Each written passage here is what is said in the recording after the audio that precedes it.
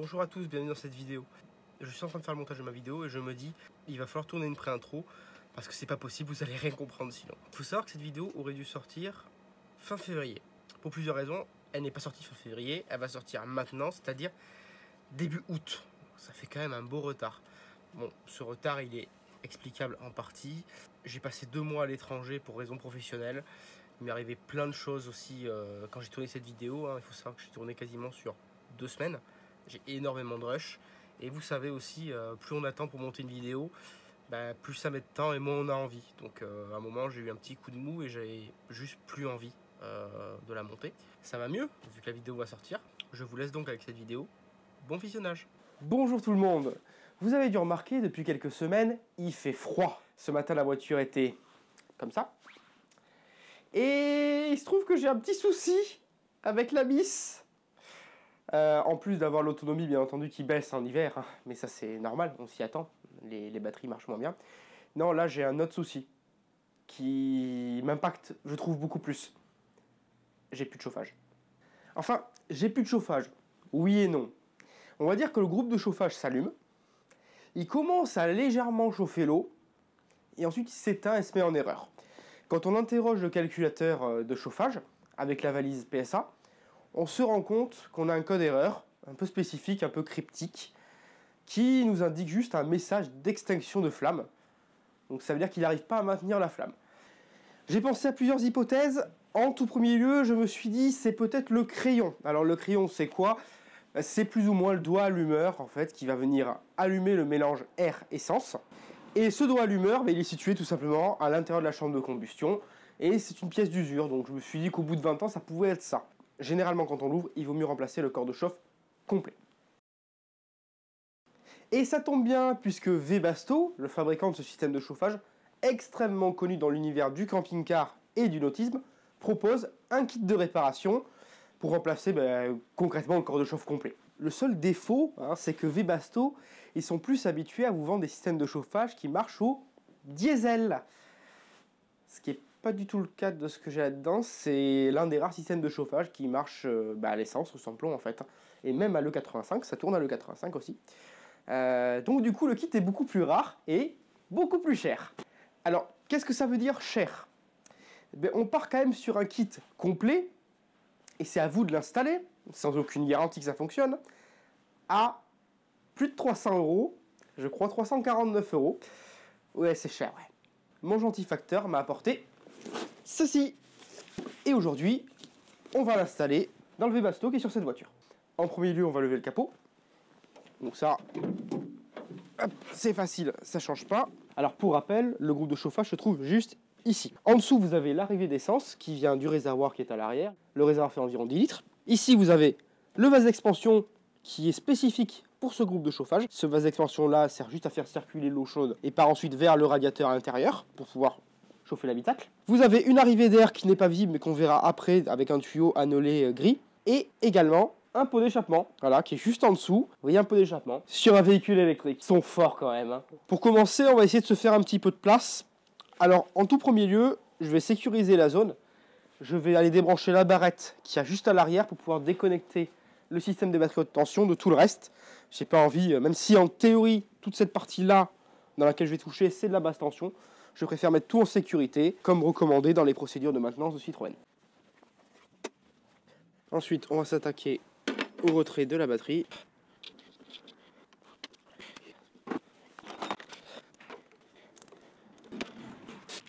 On va retirer la longue vis qui se cache juste en dessous et qui tient la batterie.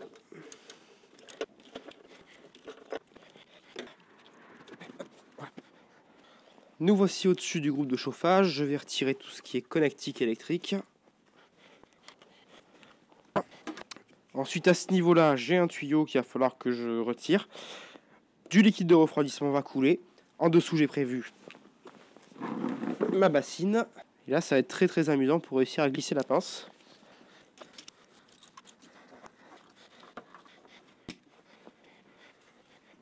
Voilà. Le tuyau a l'air bien solidaire du groupe de chauffage. Je vais essayer de le pousser avec un tournevis.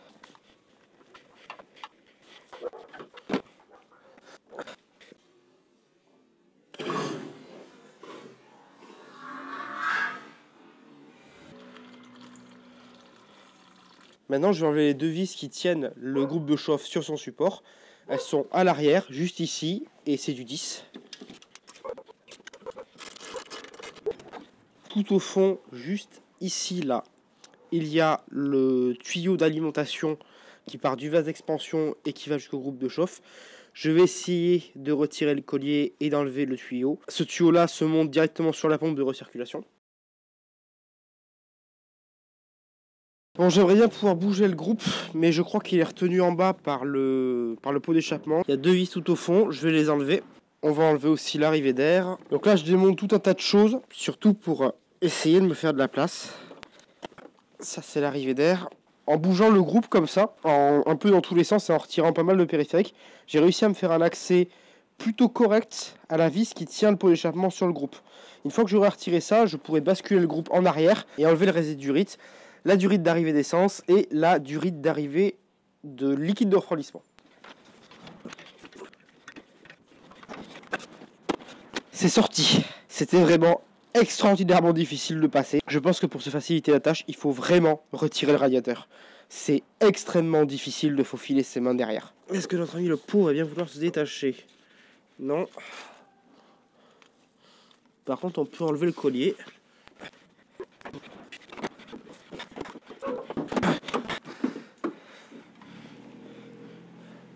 Et un pot d'échappement. On n'a plus de pot d'échappement. On va pouvoir, j'espère, basculer ce groupe. Oui, presque. Super. Bon, ben là, j'ai accès au collier qui est sur la pompe d'entrée d'eau. Donc vous le voyez pas, mais moi je le vois très bien. Hop, le collier est déplacé. Donc, avec un subtil mouvement de pince, j'ai réussi à libérer le collier d'essence, pouvoir tirer la durite. Voilà. Là, ça c'est la durite d'essence. Il me reste plus que la durite d'arrivée d'eau. Voilà le groupe maintenant sorti. On va pouvoir rentrer à l'intérieur pour le démonter et remplacer tous les éléments du kit. J'ai ramené le groupe de chauffage à l'atelier, il est juste là. Et en théorie, pour pouvoir le démonter, il va me falloir uniquement un tournevis plat et un Torx de sécurité taille T20. Alors vous remarquerez qu'ici, les vis ont l'air neuves. C'est normal, elles ont été remplacées. J'avais essayé de démonter cette partie. J'avais cassé une vis à l'intérieur et il a fallu les remplacer. On va s'attaquer au démontage. Pour commencer, je vais retirer tous les cabots plastiques. Voilà. Ensuite, on va pouvoir retirer le connecteur de la pompe à eau. Ce connecteur-là aussi. Et ça, c'est le connecteur du crayon, hein, donc de ce qui sert à l'allumage. Voilà. Ensuite, de ce côté-là, on va pouvoir enlever dans les coins. Voilà. Donc ça, c'est la turbine à air. On va vérifier. Alors, on va enlever le joint en caoutchouc que je vais mettre avec le capot de la turbine. Vérifier qu'elle tourne librement et qu'elle ne soit pas cassée. Ça a l'air bien. On peut continuer. Je vais pouvoir enlever le fil de ma pompe. Ici, la pompe, je vais la sortir. Juste la dégrafer à cet endroit-là. On va enlever son attache. Voilà. Alors, la pompe est bien entendu collée hein, avec le temps. Et je vais voir si je peux la faire, si je peux la tourner ou pas. Hop, l'attache s'en va. Non, je ne peux pas vraiment la tourner, mais je peux au moins la décaler comme ça. Elle ne me gênera pas.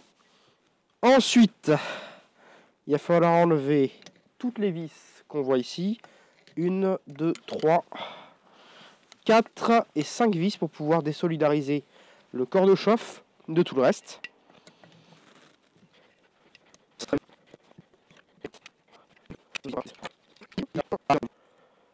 Alors ce joint, je l'ai dans mon kit. On fait levier. Et en théorie, on devrait pouvoir retirer tout ce bloc. Alors ça, c'est solidaire de la chambre de combustion. Donc ça va passer à travers la rondelle en caoutchouc. Voilà. parfait. C'est nickel.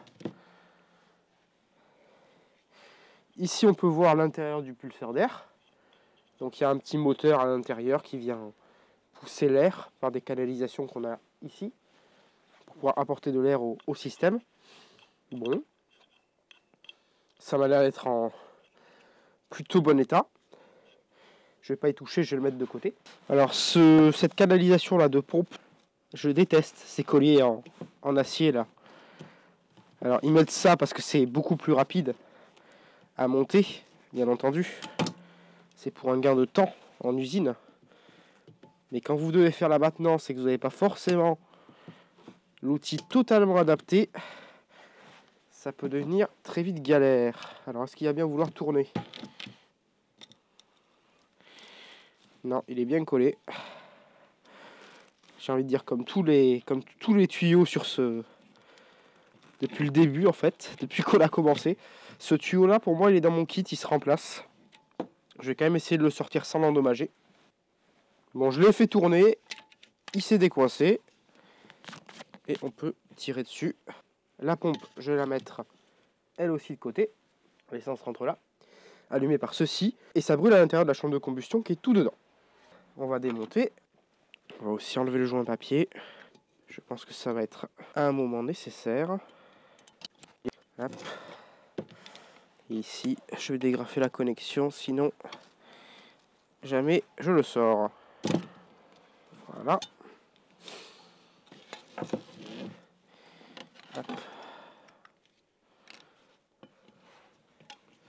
Je vois beaucoup de suie en tout cas. Donc c'était peut-être exactement ça à remplacer. Peut-être que le corps de chauffe était devenu trop vieux et trop plein de suie. Et donc ne fonctionnait plus. Ou peut-être que le crayon était complètement foutu, c'est possible aussi. Hein. Et voilà. Donc, en théorie, ça se retire comme ça. Non, si. Peut-être. Alors ça coince à cause du joint. C'est étonnant. On va essayer de le retirer en entier. Là, je devrais plus être gêné. Et voilà. Ah bah oui. Ah bah oui, ok. Bon bah, je vois le problème. C'est complètement foutu à arracher à l'intérieur. Si vous... Alors là, vous verrez absolument rien, malheureusement. Peut-être que si j'amène une lampe dedans. Bon ben voilà avec une lampe. Hein. C'est un petit peu compliqué de vous montrer ça, mais si vous voyez le fond, c'est tout brûlé. Donc, bah oui, le matériau d'isolation à l'arrière est complètement mort. Et ça n'a pas du tout la tête que ça devrait avoir. Donc je suppose que c'est pour ça que je n'ai plus de chauffage. On va mettre ça de côté. Et on va pouvoir ouvrir le kit. On a les fameux colliers, la durite. Je vous ai dit qu'on la changerait. Ça c'est ma facture. Ça c'est un kit de joint aussi. Et les vis neuves. Ça c'est les vis de fixation neuves. Et ici on a au milieu le corps de chauffe tout neuf. On va vérifier que c'est la même pièce. On ne sait jamais. Si je prends mon vieux corps de chauffe et que je les mets à la même position l'un que l'autre, c'est la même pièce. On va pouvoir le monter. Alors le crayon est peut-être légèrement différent, la fixation est légèrement différente. Il doit y avoir 20 ans de différence entre ces deux pièces. Mais je suis quasiment sûr que ça se monte. Donc on va pouvoir passer au montage. Alors je ne vais pas aller ouvrir ici au niveau vraiment de là où l'eau circule. Juste en dessous. Et changer les joints. Tout simplement parce que, bon, premièrement, je suis pas sûr de les avoir. Deuxièmement, j'ai pas de fuite. Donc, s'il n'y a pas de fuite, autant ne pas y toucher. Et donc ici, on a quoi? Dans ce carton, on a un joint papier comme ça. Le joint qui se monte juste derrière. Un joint caoutchouc. comme ça, mais ça doit aller dans la partie... Non, ça doit être pour un autre modèle. Les plans de joint ont été nettoyés. Alors ici, on a le joint papier qui sert à l'étanchéité de l'air entre le corps de chauffe et la chambre de combustion. Je vais le huiler légèrement. Voilà. Nickel. Je vais juste le poser au fond, à sa place. Je prends mon corps de chauffe. Je lui ai mis les vis neuves dessus. Et on va le positionner. Nickel. On va remettre nos vis. Pour retrouver le filet de départ, faites un petit tour dans l'autre sens. Et une fois que vous entendez un clac, vous êtes réengagé dans le filet de départ. On va replacer cette partie ici. Alors pareil, c'est une partie caoutchouc qui fait plus ou moins joint. Donc je préfère huiler. On va replacer cette partie. Alors comme pour l'autre joint, on va l'humidifier avec un peu d'huile. Le joint est désormais plutôt gras. Et ensuite, on va prendre cette partie-là. Et on va la poser comme ça. Alors, il faut réussir à faire passer ce truc-là à travers. Ça a l'air pas trop mal. Voilà. Et ensuite, ça s'aligne tout seul et il faut juste serrer les vis. Le bloc est entièrement monté. On va pouvoir ajouter les accessoires. Alors, j'en ai des tout neufs qui sont dans cette poche. On va remplacer le tuyau ainsi que les deux colliers. Hein?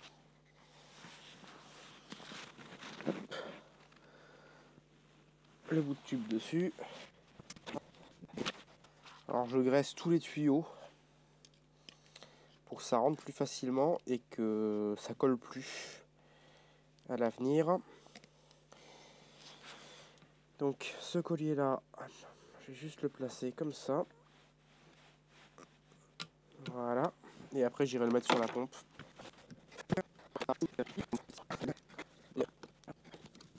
Nickel. La pompe est réinstallée. On a remplacé le tuyau. On a remplacé tous les joints qu'on pouvait. Maintenant, il nous reste à reconnecter toutes les prises.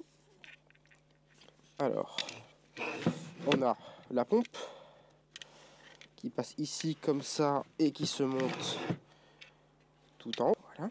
Ensuite, on a le ventilateur qui se monte juste en dessous. Ok.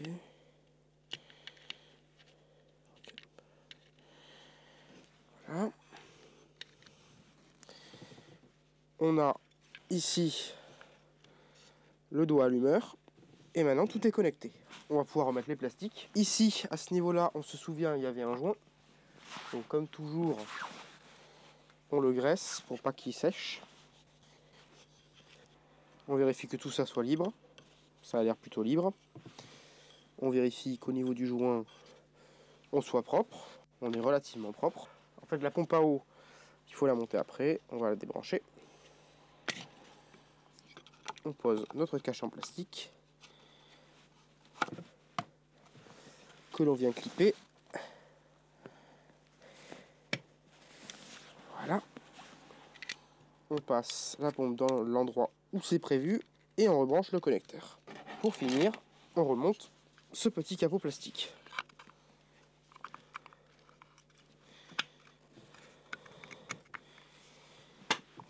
Il est prêt à repartir dans la voiture. Nous revoici devant la voiture. J'avais oublié une chose qui est très importante, c'est qu'en hiver, non seulement il fait super froid, mais en plus, la nuit tombe extrêmement tôt. Le remontage va donc se passer à la lumière de cette lampe. Bon, globalement, pour le remontage, aucune différence avec le démontage. Il suffit de faire les étapes dans l'ordre inverse. Ça ne devrait pas être trop compliqué. Je vais commencer par les deux tuyaux, les deux derniers qu'on avait enlevés, arrivée d'eau et également arrivée d'essence. Pour l'arrivée d'essence, vous vous souvenez, on a dû casser un collier avec la pince. Je vais donc le remplacer avec un collier venant de cette boîte. Je pense les tout petits en haut. Et globalement, ça devrait bien se passer le remontage. Allez, on y va.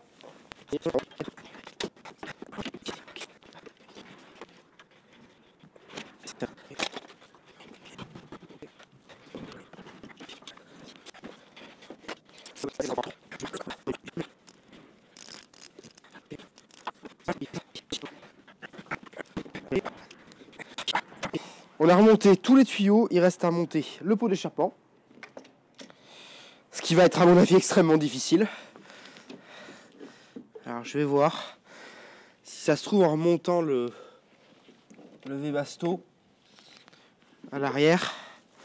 C'est peut-être plus facile de monter le pot après. On va essayer de remonter le pot. Et après, il n'y aura plus grand chose à remonter, on aura fini. Hein. Alors, hop. Déjà, essayer de le faire passer à l'endroit où il est censé passer. Hop, sous la durite. On est pas mal. J'arrive même à l'emmancher là où il est censé être. J'ai légèrement desserré le bloc de chauffe pour avoir un peu de marge afin de pouvoir pousser correctement le pot d'échappement.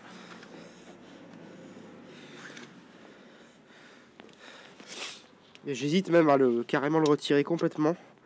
Comme ça au moins le pot sera à sa place. C'est du 10. Là j'ai du 13.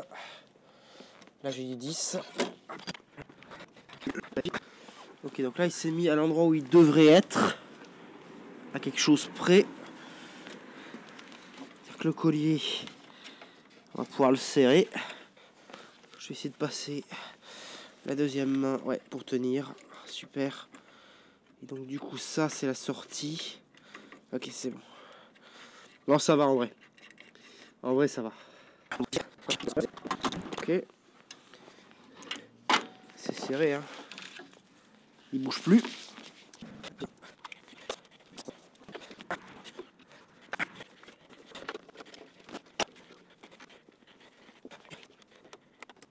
C'est quasiment terminé. J'en ai profité pour remonter le tube gris, alors que vous voyez pas trop, qui était, je vous rappelle, l'entrée d'air du système de chauffage. J'ai oublié de le remonter tout à l'heure. C'est fait, c'est à nouveau remonté, c'est très facile, il est flexible. C'est peut-être le tuyau le plus facile à passer sur toute cette voiture. Il me reste à remettre le cache-borne sur le plus, qui se met pas très bien parce que ça a été modifié, et à remettre la barrette. Ensuite, on va faire le plein de liquide de refroidissement dans le vase d'expansion.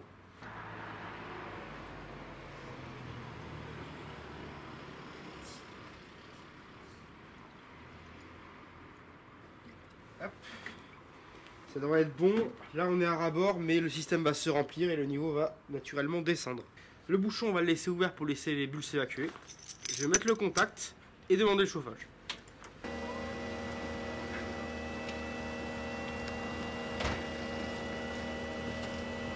Je sais pas si vous entendez ce bruit aigu. C'est le ventilateur en fait du système Webasto qui s'est mis à fonctionner.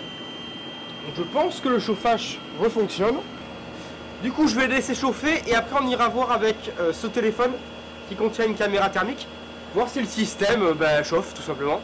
Et on ira voir aussi à l'intérieur si on a de l'air chaud. Tout ce que je peux vous dire, c'est que ça a l'air de réchauffer. Alors c'est pas fou. Là on est à 20 degrés. De notre côté, tout le reste est à 4 degrés. Lui il chauffe assez fort. On voit le pot d'échappement en bas là qui chauffe aussi. Ouais, donc ça a l'air de chauffer un petit peu quand même. Je ferai d'autres expérimentations et un passage à la valise et je vous dirai ce que ça donne. Mais je vous dirai ça plus tard parce que là il fait vraiment trop froid pour continuer.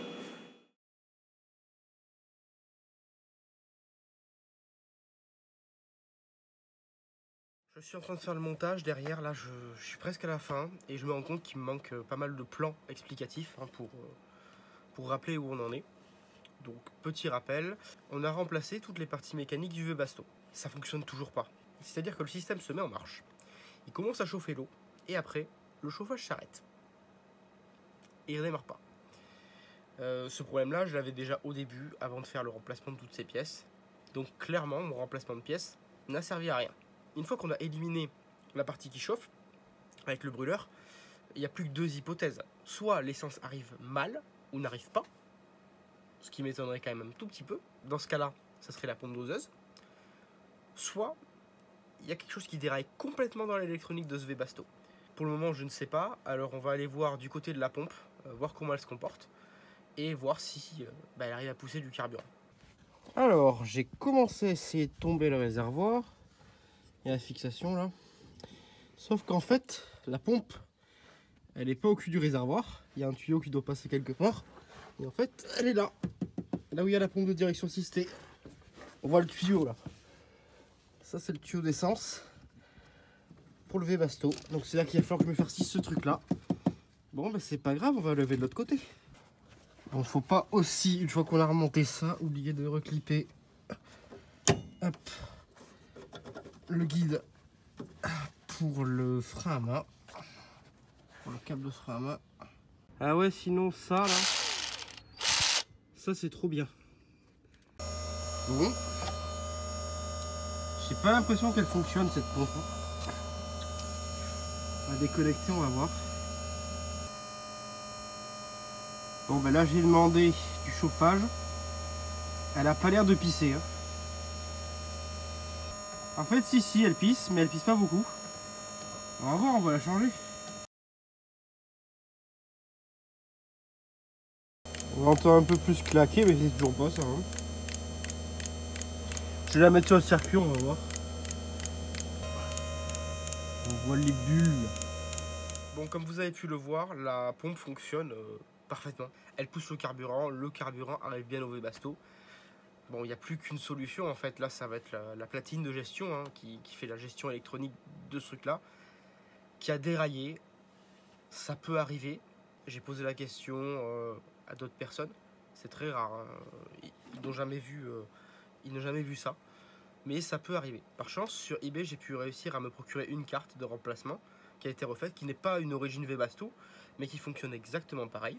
On va donc la monter et voir si ça fonctionne. Ce matin, mon ventifacteur m'a apporté ceci. C'est une carte pour un Webasto.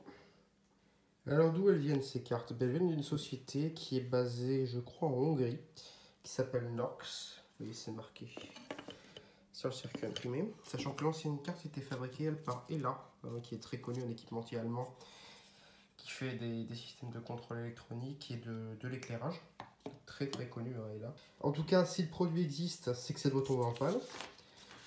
On va l'installer en conformité avec le manuel, donc ça paraît pas très compliqué, hein, c'est plutôt plug and play, et on va voir ce que ça donne. On se retrouve sur la voiture, au-dessus du Webasto. Alors j'ai bien mis l'isolant comme ça, comme ils disent de le mettre. Ici j'ai bien l'isolant sous le TO220. Donc du coup ça se pose comme ça, comme l'origine. Super. Et ensuite il faut juste le visser avec ceci. Ça c'est le clip d'origine hein, qu'on conserve. Parce que là, vous avez le transistor qui permet, je crois, l'allumage de la flamme. Celui-là, je crois que c'est pour la pompe à eau. Ça, c'est l'allumage de la flamme, il me semble. Le capteur qui est ici, qui va permettre de thermoréguler le bloc et donc d'avoir une température d'eau qui est constante.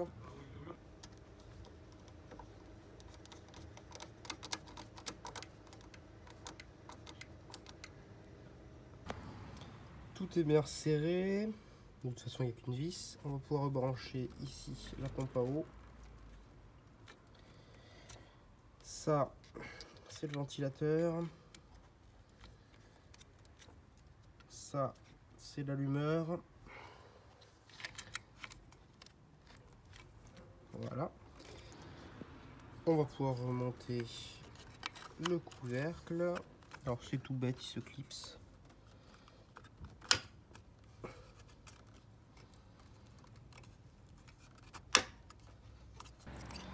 On branche la commande et la puissance.